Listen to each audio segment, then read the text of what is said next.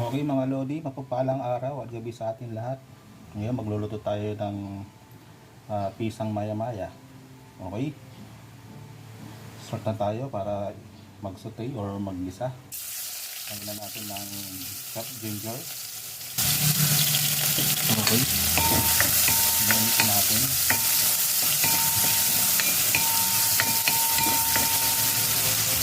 Tapos lagyan natin ng chopped garlic.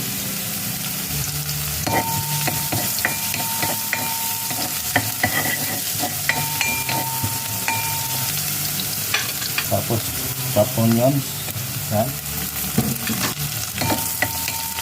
Mabilis lang ito mga Lodi. Tapos lagyan na natin ng chopped potatoes.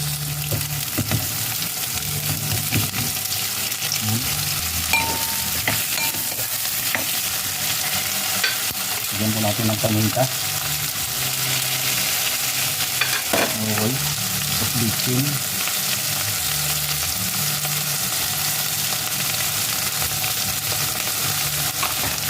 Lagyan tayo ng asin. Okay. Anin po natin.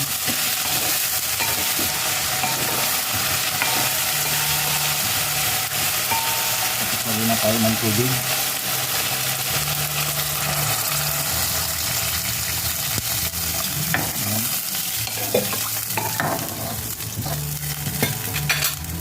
Okay mga Lodi, lagyan na natin ng repolyo tapos pichay. Yan.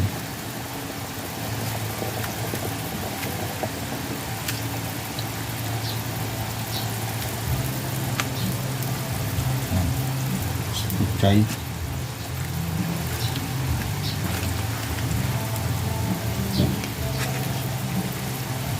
Mga Lodi, pwede natin lagay ang isda. Pinrito natin na maya-maya.